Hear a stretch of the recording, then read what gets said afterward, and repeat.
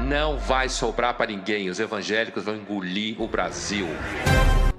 E hoje, a gente precisa entender que a igreja não tem uma fotografia só, ela tem muitas faces, né? O sola gratia, somente pela graça, o sola fide, o somente pela fé, o sola escritura, somente pela escritura, solus Christus e soli Deo gloria, somente Cristo e somente para a glória de Deus.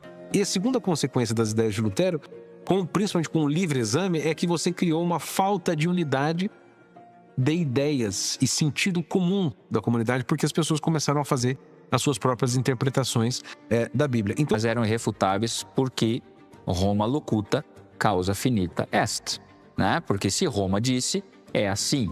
Então, dali surge exatamente a ideia do ditado latino, cuius regio eius religio, né? Religio, ou seja, de quem é a região, o reino, deste também é a religião. Evangélicos, um senso de confusão, de modo que você nunca vai conseguir ter um bloco uno. Enquanto para dizer, você é católico, é uma coisa muito mais simples de entender. Agora, evangélico, a pergunta, qual?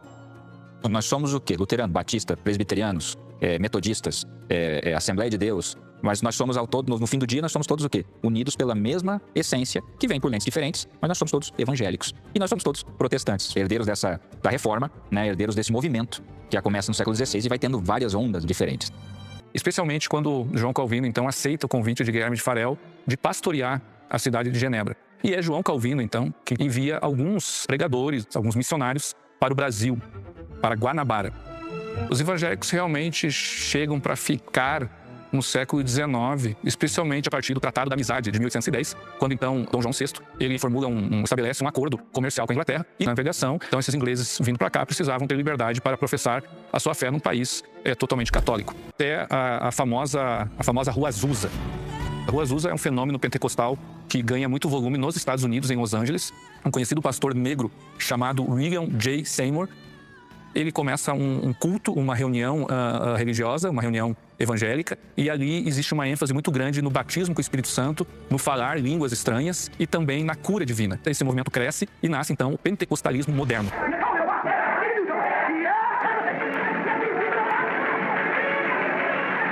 Por que isso é importante para o Brasil? Porque dois suecos que estavam nos Estados Unidos, eles, de primeira mão, eles têm um encontro com esse pentecostalismo moderno da Rua Azusa, Daniel Berg e Gunnar Wingren. Eles vão para Chicago, depois vão para Nova York, se não me engano, e acabam entrando no navio e vindo para o Pará.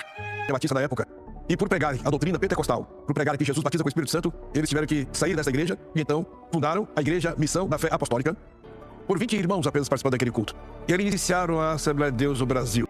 A Assembleia de Deus vem com uma mensagem de pertencimento, porque as pessoas excluídas nesse período, ao vir para a Assembleia de Deus, elas são tratadas de irmãos.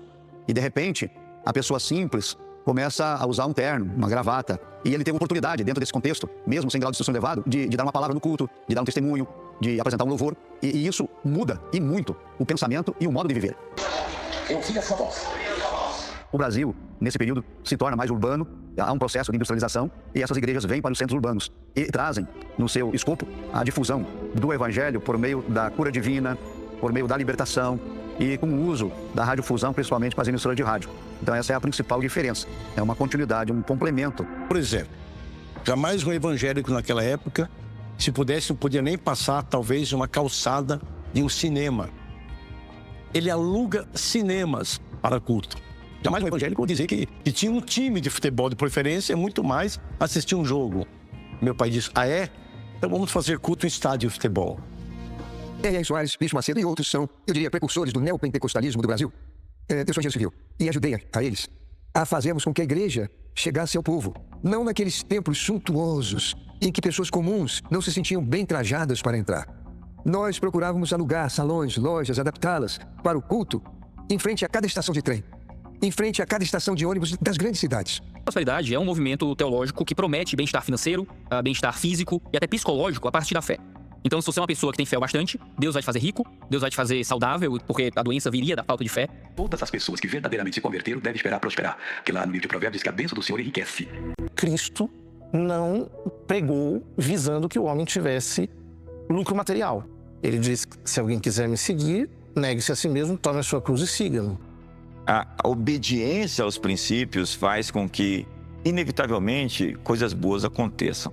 A Bíblia deseja que você seja próspero e tenha saúde como é próspera a sua alma. A Bíblia não é contra a prosperidade material e financeira. Ela só estabelece uma base, tanto quanto a sua alma é próspera. O cristianismo, que nós poderíamos dizer normal, não enxerga o lucro ou o crescimento econômico como suspeito em si mesmo. Porém, ele não sacraliza o lucro e o crescimento econômico como se fosse a finalidade do evangelho, a finalidade da vida cristã, e isso o faz a teologia da prosperidade, e assim desvia o homem da verdadeira prosperidade, que não consiste em ter muito, mas em viver bem com aquilo que tem, como diz São Paulo, sei viver na escassez, sei viver na abundância, tudo posso naquele que me fortalece. A Igreja Católica não tem nada para aprender dos protestantes em termos doutrinais. Mas, desde a perspectiva prática, acolhimento de pessoas, propriamente de vínculos e de possibilidades, isso nós temos muito que aprender com os evangélicos, sem dúvida. Aleluia, nós temos que ir aonde muitas pessoas não querem ir. Aqui, ó, trouxe Bíblia também, ó. A Bíblia é sagrada. Quem vai querer uma Bíblia, vem aqui rápido. Projeto Missões, essa aqui tá ruim. O crescimento percentual dos evangélicos no Brasil se deve a um sistema de capilarização muito mais eficiente do que o católico, menos burocrático, ao sucesso que os evangélicos tiveram a partir da comunicação de massa, uma comunicação tecnologicamente mais preparada do que a nossa. No princípio, nós fomos até a TV Globo pedir para ter um programa na televisão. E lá, um dos proprietários disse, olha, não é possível, porque o Dr. João Roberto prometeu à mãe dele que na TV Globo somente os canais católicos, não tem chance para vocês. Quando nós saímos ali no Jardim Botânico da Rede Globo, eu me lembro que foi dito, olha, não temos lugar aqui, vamos ter que ter uma televisão. E a televisão Record é exatamente isso. Você está aqui porque o Pai lhe trouxe. Foi assim que a Record se tornou um milagre no mundo evangélico. A partir daí, toda a madrugada passou a Record a pregar o evangelho àqueles que não dormem, aos aflitos, aos desempregados, aos necessitados. Décadas no Brasil foram vistos de forma lateral. Missionário Manuel de Mello enchia o Pacaembu, enchia estádios, mas era um fenômeno visto lateralmente. A música gospel, eu acho que pressionou muito, inclusive a elite brasileira, para reconhecer que o fenômeno evangélico não era apenas numérico. Ana Paula Valadão, por exemplo. Na verdade, o jovem evangélico nos dias de hoje, eu diria especialmente a minha geração, os millennials, nós entrávamos na sociedade, seja no mercado de trabalho, na academia, era numa época onde a ideologização ela vinha de uma maneira onde você não tinha nem um contraponto conservador surgindo.